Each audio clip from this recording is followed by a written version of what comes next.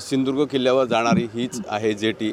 या ठिकाणी आपण जर पाहिलं तर या ठिकाणी मोठ्या प्रमाणात सध्या पर्यटकसुद्धा आलेले आहेत आणि मोठ्या प्रमाणात जे पर्यटक आले ते याच जेटीवरून जात असतात। मात्र या जेटीची सध्या काही दुर्दशा आलेली आहे। या जेटीचा खालचा जो भाग आहे तो पूर्णपणे खचलेला आहे, त्यामुळे जेटीला कुठेतरी धोका पोहोचण्याची शक्यता आहे। गेले काही दिवस या ठिकाणी मोठ्या प्रमाणात पर्यटक आहेत। आपण बघताय कशा पद्धतीने या पर्यटकांची संख्या या ठिकाणी मोठ्या प्रमाणात वाढलेली आहे।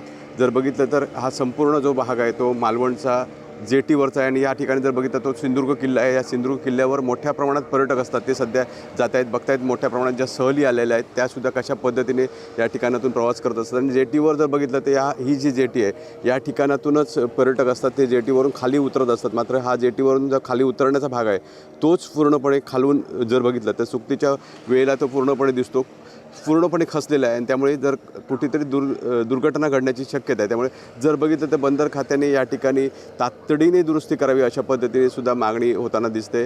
मोठ्या प्रमाणात पर्यटकांची संख्या किंवा पर्यटक सध्या मोठ्या प्रमाणात मालवणमध्ये दाखल होत आहेत। हा संपूर्ण जर बघितलं तर जेटीचा भाग आहे आणि जर पुढची जेटी बघितलं तर ती जेटी अलीकडेच दुरुस्त केलेली आहे। मात्र ती दुरुस्त केलेली नवीन जेटी न वापरता या जुन्या जेटीचा सध्या वापर होतो आहे आणि या जुन्या जेटीवरून मोठ्या प्रमाणात पर्यटक असतात, ते सिंधुदुर्ग किल्ल्यावर जात असतात। मात्र किल्ल्यावर जाणाऱ्या पर्यटकांना कुठेतरी धोका पोचू शकतो, त्यामुळे बंदर खातं आहे त्या बंदर खात्याने तातडीने याची दखल घ्यावी आणि तातडीने इथली दुरुस्ती करावी अशी मागणी जोर धरताना दिसत आहे।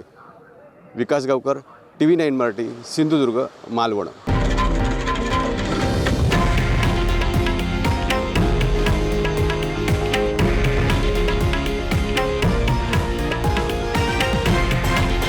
हे आहे देशातील नंबर 1 न्यूज नेटवर्क आणि आपण पाहत आहात TV9 मराठी, एकमेव।